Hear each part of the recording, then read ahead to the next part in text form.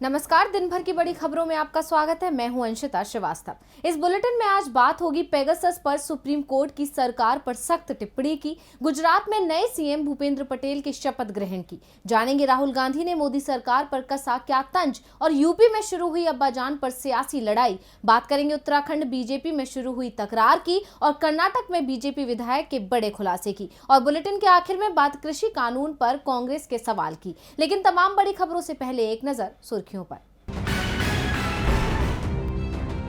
पंजाब के CM captain Amarinder Singh की किसानों से अपील, राज्य में कृषि कानूनों के खिलाफ ना करें प्रदर्शन। कृषि कानून के मुद्दे पर राज्य सरकार किसानों के साथ, लेकिन किसान भी राज्य की करे चिंता। किसानों के प्रदर्शन से राज्य की अर्थव्यवस्था हो रही है प्रभावित। मुख्तार अंसारी को सुहेलदेव भारतीय समाज पार्टी ने दिया विधानसभा टिकट का ऑफर। ओम प्रकाश राजभर बोले, मुख्तार यदि पार्टी में होते हैं शामिल तो उन्हें टिकट देने को तैयार है पार्टी। राजभर ने मुख्तार को बताया गरीबों का मसीहा, बीएसपी ने मुख्तार को नहीं दिया है टिकट। बिहार में फिर जेडीयू और बीजेपी में तल्खी के संकेत, बीजेपी विधायक नीरज बबलू ने किया चिराग पासवान का समर्थन, कहा चिराग एनडीए का हिस्सा, चिराग के चलते जेडीयू ने बनाई थी एलजेपी से दूरी। शेयर बाजार में आई गिरावट, 127 अंकों की गिरावट के साथ 58,178 पर पहुंचा सेंसेक्स। निफ्टी में 14 अंकों की गिरावट के साथ 17,355 पर हुआ बंद।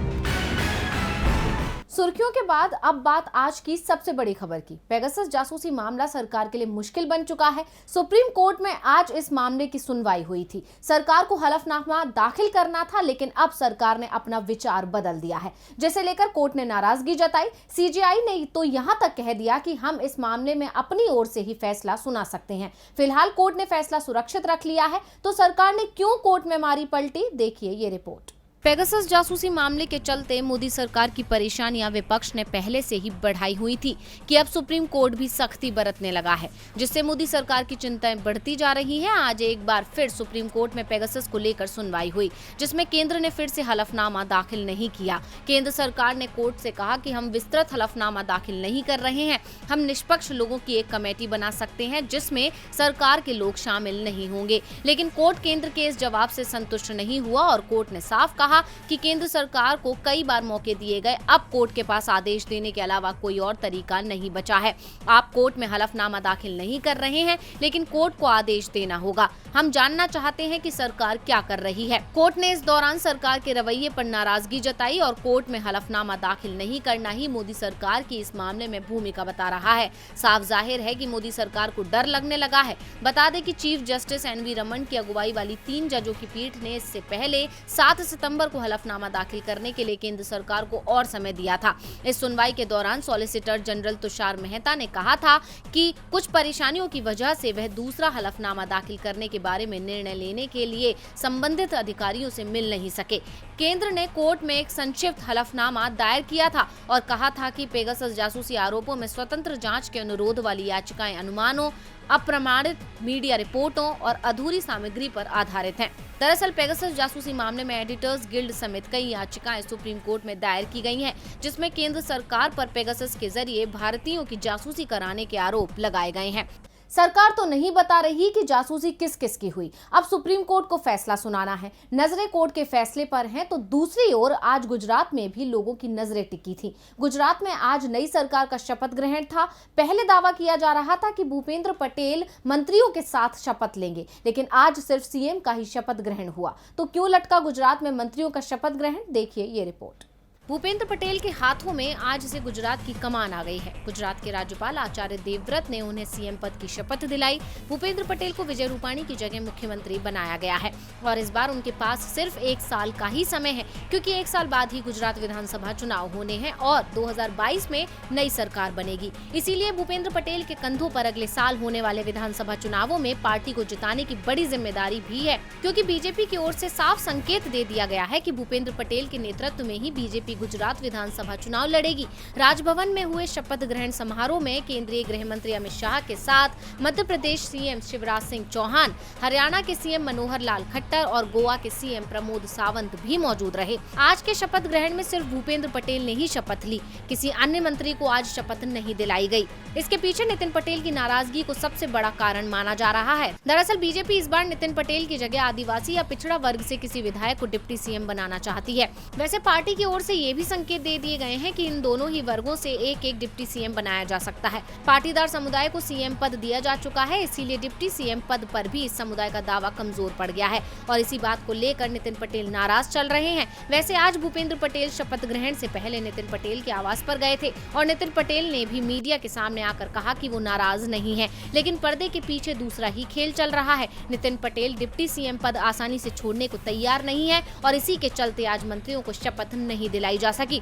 अब 1-2 दिन में नए मंत्रियों को शपथ दिलाई जा सकती है, जिसमें आधा दर्जन से ज्यादा मंत्रियों को बदला जा सकता है। सीएम बनने के साथ ही भूपेंद्र पटेल की मुश्किलें बढ़ने लगी हैं। गुजरात में बीजेपी सरकार की मुश्किलें अब उसके विधायकों ने ही बढ़ा रखी हैं, तो दिल्ली में विपक्ष मोदी सरकार की मुश्किलें बढ़ा रहा है। कांग्रेस सांसद राहुल गांधी ने आज एक बार फिर मोदी सरकार को मित्रों की सरकार बताते हुए तंज कसा है। लोकसभा चुनाव अभी भले ही दूर हैं, लेकिन विपक्ष ने अभी से ही तैयारी शुरू कर दी है। कांग्रेस सांसद राहुल गांधी हर मुद्दे पर सक्रिय नजर आते हैं और जनता के बीच खुलकर अपनी बात रखते हैं। यही कारण है कि वो धीरे धीरे सभी की पहली पसंद बनते जा रहे हैं। यहाँ तक कि विपक्षी एकजुटता ने भी उनके नेतृत्व को स्वीकार किया है। राहुल गांधी हर वर्ग की आवाज उठाते हैं और कृषि कानून को रद्द करने के मुद्दे पर तो वो लगातार किसानों को समर्थन करते नजर आ रहे हैं। यहाँ तक कि उन्होंने ट्रैक्टर मार्च भी निकाला था। उसी कड़ी में जम्मू कश्मीर के दौरे से वापस आए राहुल गांधी ने सभी धर्मों का जिक्र करते हुए एक बार फिर मोदी सरकार को घेरा है। राहुल गांधी ने ट्वीट कर कहा, तुम हिंदू, सिख, ईसाई ना मुसलमान के हो, बस मित्रों के हो, ना देश ना इंसान के हो। इस ट्वीट के जरिए राहुल गांधी ने सरकार को सीधे सीधे स्वार्थी करार दिया है, जो सिर्फ अपने उद्योगपति मित्रों की जेबें भरने से मतलब रखती है। किसान या देश की जनता सरकार के लिए कोई मायने नहीं रखते। इससे पहले भी राहुल गांधी ने देश में घट रही विकास की दर को लेकर भी सरकार को आड़े हाथों लिया था। हर मुद्दे पर अपनी बात रखकर राहुल गांधी जनता के बीच अपनी पकड़ बना रहे हैं, जिससे मोदी सरकार की चिंता बढ़ना लाजमी है। मोदी सरकार किसी की नहीं है, ना हिंदू की ना मुसलमान की। वैसे बीजेपी की सरकार को चुनावों के समय हिंदू और मुसलमानों की याद जरूर आती है। 4 महीने बाद यूपी विधानसभा चुनाव होने हैं, ऐसे में योगी आदित्यनाथ को अब्बा जान की याद आ रही है। अपने अब्बा को नहीं बल्कि उनके निशाने पर विपक्ष है, लेकिन अब्बा जान अब योगी की मुश्किलें बढ़ाते दिख रहे हैं। उत्तर प्रदेश में विधानसभा चुनाव आते ही बयानबाजी और आरोप प्रत्यारोप शुरू हो चुका है। यूपी के सीएम योगी आदित्यनाथ कुशीनगर पहुंचे थे और इस दौरान उन्होंने एक ऐसा बयान दिया जिसने उनकी ही मुसीबत बढ़ा दी है। योगी ने कहा कि पीएम मोदी के नेतृत्व में तुष्टीकरण की राजनीति के लिए कोई जगह नहीं है। आज गरीबों को राशन मिल रहा है। 2017 के पहले राशन नहीं मिलता था, क्योंकि तब अब्बा जान कहने वाले ही राशन हजम कर जाते थे। आज इन गरीबों का राशन कोई हजम नहीं कर सकता। अगर कोई गरीबों का राशन हजम करेगा तो वो जेल जाएगा। योगी ने ये बयान कुशीनगर और संत कबीर नगर जिले में परियोजनाओं का उद्घाटन और शिलान्यास करने के दौरान दिया। उसके बाद से ही उनके इस बयान पर जुबानी जंग छिड़ गई है और योगी विपक्ष के निशाने पर आ गए हैं। विपक्ष ने योगी पर बंटवारे की राजनीति का आरोप लगाया। योगी के विवादित बयान पर समाजवादी पार्टी के प्रवक्ता अनुराग भदौरिया ने कहा कि 4.5 साल में यूपी में सिर्फ घोटाले ही हुए हैं। योगी इधर उधर की बातें कर रहे हैं, पहले अपने कार्यकाल को देख लें। योगी के इस बयान पर नेशनल कॉन्फ्रेंस के नेता उमर अब्दुल्ला ने कहा कि बीजेपी ने जनता को बरगलाने की कोशिश की है, मुस्लिमों के खिलाफ सांप्रदायिकता और नफरत फैलाने की कोशिश की है। योगी का ये बयान साफ बता रहा है कि उन्होंने हिंदू मुस्लिम की राजनीति करने की कोशिश की है। वो कहना चाह रहे हैं कि मुस्लिमों ने हिंदुओं का राशन खा लिया। इसके अलावा योगी पर कांग्रेस ने भी निशाना साधा है। कांग्रेस के राष्ट्रीय प्रवक्ता ने कहा कि सभी ने कोरोना में हुई राज्य की स्थिति देखी, गंगा में लोगों के शव बहते देखे। योगी ने 2017 के पहले की बात कही है। हमने 2017 के पहले ऐसा कभी नहीं देखा कि गंगा में शवों की बाढ़ हो। योगी साहब, आप बताइए, आपके कौन से अब्बा जान हैं और कौन से भाईजान हैं? मुश्किल में यूपी ही नहीं बल्कि उत्तराखंड की बीजेपी सरकार भी फंसी हुई है। उत्तराखंड में भी विधानसभा चुनाव यूपी के साथ ही होने हैं, लेकिन चुनावों से पहले ही बीजेपी के अंदर की गुटबाजी अब खुलकर सामने आने लगी है। पार्टी में पहले ही कई गुट बने हुए थे, अब नए और पुरानी भाजपाई आमने सामने आ गए हैं। 2022 में होने वाले 5 राज्यों के विधानसभा चुनाव में उत्तराखंड का नाम भी शामिल है और यहाँ पर बीजेपी और कांग्रेस की कांटे की टक्कर है। अगर उत्तराखंड के राजनीतिक इतिहास पर नजर डालें तो ये दोनों पार्टियां ही बारी बारी से सत्ता पर काबिज होती रही हैं। अब क्योंकि इस समय वहां बीजेपी है तो अगले चुनाव में कांग्रेस के आने के आसार और बढ़ जाते हैं। ऐसे में सत्ताधारी पार्टी में चल रही कलह से पार्टी बेहद चिंतित है, क्योंकि इस कलह का पार्टी को भारी नुकसान भुगतना पड़ सकता है। पार्टी को चुनावों में नुकसान ना हो, इसके चलते उत्तराखंड में सबसे ज्यादा फेरबदल किए गए हैं। पिछले 6 महीने में 3 सीएम और 1 राज्यपाल भी बदल दिया गया, लेकिन अफसोस पार्टी में कलह अभी भी शांत नहीं है, जिसका मुख्य कारण है बीजेपी में बने 2 गुट। एक गुट वो जिसमें पुराने बीजेपी कार्यकर्ता हैं और दूसरा है कांग्रेस से बीजेपी में शामिल हुए नेताओं का, और इन दोनों गुटों में अक्सर तल्खियां देखी जाती हैं।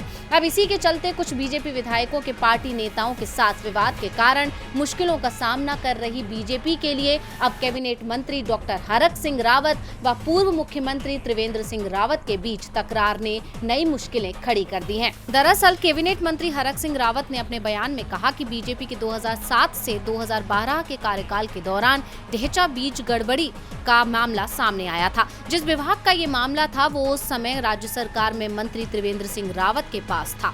कांग्रेस ने इस मामले को जोर शोर से उठाया। बाद में जब कांग्रेस की सरकार राज्य में बनी तो त्रिवेंद्र पर कार्रवाई की तैयारी भी शुरू की गई थी, लेकिन बाद में कांग्रेस सरकार ने त्रिवेंद्र को राहत दे दी। हरक सिंह ने सीधे त्रिवेंद्र पर गड़बड़ी करने का आरोप लगा दिया, जिसके बाद त्रिवेंद्र सिंह को सफाई देनी पड़ी। त्रिवेंद्र रावत ने कहा कि हरक सिंह कुछ भी बोले, कोई फर्क नहीं पड़ता। हरक सिंह रावत की तो आदत है कुछ भी बोलने की। गौरतलब है कि त्रिवेंद्र सिंह रावत और हरक सिंह रावत के रिश्तों में खासी तल्खी है। पिछले साल अक्टूबर में सन्निर्माण कर्मकार कल्याण बोर्ड के अध्यक्ष पद से हरक सिंह रावत को हटाए जाने के बाद दोनों के बीच तल्खी और ज्यादा बढ़ गई थी। हरक सिंह रावत कांग्रेस से बीजेपी में आए थे और अब वो बीजेपी के पूर्व सीएम के खिलाफ इशारों ही इशारों में बड़े आरोप लगा रहे हैं, जिससे बीजेपी मुश्किल में दिख रही है। तो वही कांग्रेस से दल बदलकर बीजेपी में आने वाले विधायकों ने कर्नाटक में भी पार्टी की मुश्किलें बढ़ा रखी हैं। कर्नाटक में बीजेपी विधायकों ने तो ऐसा आरोप बीजेपी पर लगाया जिससे बीजेपी को लेकर विपक्ष के दावे सच साबित होते दिख रहे हैं। बाला साहेब पाटिल 2018 में कांग्रेस की टिकट पर कर्नाटक की कागवाड़ विधानसभा सीट से विधायक चुने गए थे, लेकिन 1 साल बाद ही उन्होंने विधायक पद से इस्तीफा दे दिया। पाटिल के साथ 15 और विधायक जो जेडीएस और कांग्रेस की टिकट पर चुनाव जीते थे, उन्होंने भी पार्टी और विधानसभा की सदस्यता दोनों छोड़ दी और बीजेपी में शामिल हो गए, जिस कारण से उस समय की कुमारस्वामी की सरकार चली गई और कर्नाटक में बीजेपी की सरकार बन गई। कांग्रेस नेताओं ने तब दावा किया था कि बीजेपी ने धन बल का प्रयोग कर उनकी गठबंधन सरकार को गिराया है और अब बीजेपी विधायक ने ही कांग्रेस के आरोपों पर मोहर लगा दी। 2019 में कांग्रेस और विधानसभा से इस्तीफा देकर बाबा साहेब पाटिल बीजेपी में शामिल हुए और बीजेपी ने उन्हें उपचुनावों में पार्टी का टिकट भी दिया, जिसमें पाटिल चुनाव जीते और येदियुरप्पा सरकार में उन्हें मंत्री बनाया गया। लेकिन 2 महीने पहले जब येदियुरप्पा की जगह बसवराज बोम्मई को राज्य का सीएम बनाया गया तो बसवराज ने पाटिल को मंत्री नहीं बनाया, जिससे पाटिल अब नाराज बताए जा रहे हैं। और अब पाटिल ने इस बात का खुलासा भी कर दिया है कि 2019 में उन्होंने दल क्यों बदला था। पाटिल ने कहा, मैं पहले भी दल बदल चुका हूं। कर्नाटक में कांग्रेस जेडीएस सरकार गिराने से पहले मुझे कांग्रेस छोड़ने और बीजेपी में शामिल होने के लिए पैसे की पेशकश की गई थी। मैं कितना भी पैसा मांग सकता था, लेकिन मैंने पैसे की जगह मंत्री पद की मांग की ताकि लोगों की सेवा कर सकूं। हालांकि बाद में पाटिल ने कहा कि मुझे पैसे की पेशकश नहीं हुई थी और ना ही पैसा मिला। हाँ, मेरी ये इच्छा जरूर थी कि यदि सरकार बनती है तो मुझे अच्छा मंत्रालय मिले। अब पाटिल सफाई कितनी भी दें, लेकिन उनके पहले के बयान से ये साफ हो गया है कि कर्नाटक में कांग्रेस जेडीएस गठबंधन की सरकार गिराने के लिए पैसे का बड़ा खेल हुआ था। और बुलेटिन के आखिर में बात कृषि कानून की। कृषि कानूनों का विरोध करते हुए किसानों को 9.5 महीने से ज्यादा का वक्त हो चुका है, लेकिन सरकार ने अभी तक ना तो किसानों की मांगे मानी है और ना ही उनसे बातचीत की है। हालांकि किसान भी अब अपना हौसला बुलंद कर चुके हैं और उन्होंने भी ठान लिया है कि जब तक कानून वापस नहीं होंगे घर वापसी नहीं होगी। अब सरकार की तो किसानों से कोई हमदर्दी नजर नहीं आ रही है, लेकिन विपक्ष पूरी तरह से किसानों का हमदर्द बना हुआ है, जिसके चलते कांग्रेस लगातार किसानों के हक के लिए आवाज उठा रही है। सरकार और किसानों के बीच लंबे समय से ठनी हुई है, क्योंकि ना तो सरकार झुकने को तैयार है, ना ही किसान पीछे हटने को तैयार है। आलम यह है कि इस लड़ाई में 9 महीने से ज्यादा का समय हो गया है, लेकिन नतीजा शून्य है। हालांकि करनाल में खट्टर सरकार के किसानों के आगे झुकने से अन्नदाताओं के इरादे और बुलंद हो गए हैं, लेकिन खट्टर सरकार की तरह मोदी सरकार भी झुक जाएगी ये कहना मुश्किल है, क्योंकि सरकार किसानों की मांगे मानने की बजाय उन्हें झूठे वादे और बेवकूफ बनाने की कोशिश में लगी हुई है। अभी कुछ दिन पहले ही सरकार ने एमएसपी में बढ़ोतरी के नाम पर भी किसानों के साथ मजाक किया था। सरकार की सभी चालें अब किसान भी बखूबी समझ चुके हैं। साथ ही विपक्ष भी किसानों को जागरूक करने की जुगत में लगा हुआ है। कांग्रेस लगातार किसानों का समर्थन कर रही है और सरकार को घेर रही है। अब एक बार फिर कांग्रेस ने लगातार 2 ट्वीट कर सरकार पर गंभीर आरोप लगाए हैं। किसानों की आय बढ़ाने का वादा था, लेकिन कर्ज का बोझ बढ़ रहा है। दूसरों का पेट भरने वाला अन्नदाता आज खुद लाचार और परेशान हो गया है। मोदी सरकार है, जुमलों की भरमार है। इसके अलावा कांग्रेस ने एक और ट्वीट कर कहा, देश के अन्नदाता की आय घट रही है, कर्ज बढ़ रहा है। मोदी सरकार अन्नदाता को राहत पहुंचाने में विफल साबित हुई है। अब कांग्रेस तो लगातार किसानों के हक की बात कर रही है और सरकार के झूठे वादों को उजागर कर रही है। साथ ही किसान भी अपनी मांगों पर अड़े हुए हैं। लेकिन इन सब का सरकार पर कितना असर होगा, ये देखने वाली बात होगी। किसानों को लगता है कि जैसे खट्टर सरकार को झुका लिया, मोदी सरकार भी झुक जाएगी। लेकिन क्या किसानों की ये सोच सही साबित होगी या फिर खट्टर सरकार का किसानों की मांगे मानना भी मोदी सरकार की कोई रणनीति थी? तो आज इस बुलेटिन में बस इतना ही। देखते रहिए DV लाइव। नमस्कार।